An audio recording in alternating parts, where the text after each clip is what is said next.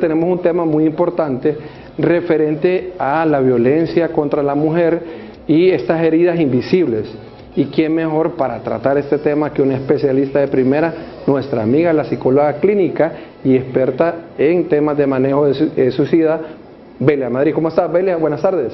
Hola, buenas tardes, equipo. Pues contenta y feliz de estar una vez más con ustedes acá, con nuestra compañera Senia y nuestra compañera Dania. La verdad es que estamos bien contentos de poder hablar de este tema tan importante y tan prioritario, porque la verdad es que nuestro país es un país lastimosamente con cifras altísimas de violencia. Sí, si hablamos, la gente dice esas heridas invisibles. ¿Qué podemos decirle en pocas palabras, Belia, sobre eso? Bueno, para empezar, a nuestros televidentes y a las personas que se sienten identificadas con este tema, es importante pues hablar sobre las heridas que no podemos ver, pero que realmente son más peligrosas que aquellas que no se pueden visualizar, pues. Cuando hablamos de heridas invisibles nos referimos a temas de altos niveles de estrés, altos niveles de depresión, altos niveles de ansiedad, baja autoestima, y esas no son heridas que se pueden ver, sin embargo son heridas que duelen, y son heridas que a estas personas, a nosotras en general, ¿no? Pero cuando hablamos de violencia hay un tema con este tamaño de heridas que pueden ser bastante peligrosas a tal punto que pueden llevar a una persona a entrar en este pues riesgo suicida. Doctora, ¿y usted considera que estas heridas vienen desde que uno es pequeño? ¿Uno trae estas heridas de pequeño? A ver, compañera, la cuestión es que muchos se preguntan que si las patologías nacemos con ellas o nos hacemos, ¿verdad? Definitivamente los espacios de la cultura, de la educación, del ambiente, de la crianza, todo esto tiene que ver y es un tema multifactorial para poder demostrarnos como las personas que nos vamos construyendo durante estos estados de evolución.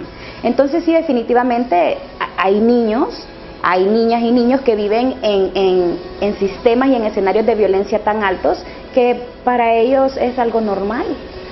Entonces, es de ambas. Es una cuestión de que muchas veces, por ejemplo, en el periodo de embarazo, madres que tienen esos altos niveles de depresión, indiscutiblemente se traslada a los bebés y indiscutiblemente hay niños que nacen ya con esta vulnerabilidad a poder desarrollar pues más temas de salud mental. Tiene que ver con la autoestima también, entonces. Así es. Viene bien enlazado con la autoestima. Fíjense que Ceci acaba de decir algo bien interesante, y es que cuando hay violencia no hay autoestima.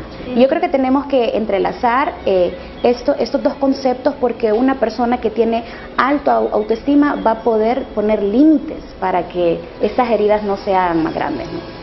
Sí, tú decías algo importante y que es vital lo que comentaba la compañera Senia sobre cómo va ligado.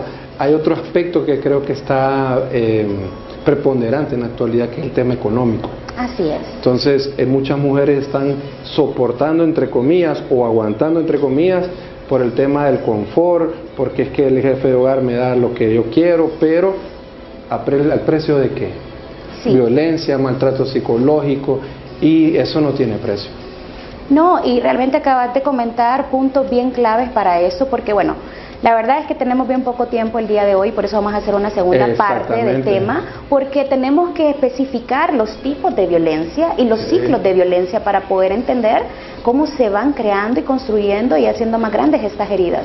Cuando hablamos de heridas invisibles, es que bueno, vivimos en un país tan lindo, ¿verdad? Pero a niveles de violencia son ensordecedores estas cifras, lastimosamente, de mujeres por muertes violentas, ¿no? A nivel nacional. Entonces, cuando hablamos de heridas invisibles, hablamos de que hay tipos de escenarios violentos de los que nadie habla, por un tema de que los trapos sucios se lavan en casa. Entonces, hay diferentes tipos de violencia que generan que las mujeres estemos más en riesgos de enfermarnos. Por ejemplo, temas de violencia, ya sea verbal, psicológica, económica, laboral, va a generar una forma de enfrentar el mundo, ¿no? Y entonces, claro, como no es una herida abierta que podemos ver que está sangrando, que tiene pus, que necesita sutura, como no lo vemos, vamos ahí postergando y dejándolo a un lado, aquel tema que no puedo hablar con nadie porque no me han enseñado cómo gestionar correctamente mis emociones. Y las consecuencias de esto es que, claro, usted tiene altos niveles de estrés y usted vive, no podemos sanar lo que no comprendemos. Comprender es aliviar. Y si usted no comprende que está en un escenario de violencia, va a ser muy difícil que pueda identificar estos síntomas como parte consecutiva de este escenario de violencia. Entonces, claro, ahí por eso lo llamamos heridas invisibles, porque lastimosamente son mujeres en general, porque también hay hombres que sufren violencia, que este es otro tema que vamos a tocar en otro momento. Sí. También nosotros somos agredidos. Y en efecto, porque hay tipos de violencia que vienen a través de la manipulación y de la victimización que generalmente la reciben estas personas que no pueden poner estos límites. Es importante, Belia, según el Observatorio de la Violencia, entre el 2022-23, a finales del 23, rondaban arriba de los 600 y pico de muertes de mujeres. Sí. Y aparte de ello, saca la relación en cuanto a la violencia y homicidios, que es cada 7 por cada 100.000 habitantes. En el caso de la mujer, es algo bien alarmante. No, y agregándole a eso, el mismo Observatorio de la Violencia de la UNA nos dice de que alrededor de cada 20 horas está muriendo por violencia una mujer. Entonces, realmente es alarmante. ¿Y cómo una mujer se llega a dar cuenta que está en este ciclo? Bueno, hay muchas formas de identificar. Para quienes nos están escuchando, la violencia nunca va a comenzar desde una cachetada primero, por ejemplo. Ustedes pueden ir identificando ciertos tratos, por ejemplo, tonta. Esto va a un nivel, porque claro, si usted es de pequeña, como lo vamos a conectar con lo que usted comentaba, si usted de pequeña en su casa le dicen tonta, para usted cuando esté grande, eso no va a ser violencia. Va a ser algo normal. Porque usted normalizó ese tonta, pero si empieza a subir de nivel, entonces usted ya va a empezar a sentir que hay algo que no está correcto en ese momento. Hay muchas formas de identificar, una de esas es este tema de abuso verbal, de manipulaciones, como decía el compañero, a través económico, de patrimonio. Hay diferentes que espero yo en otro segmento podamos ampliar más el tema.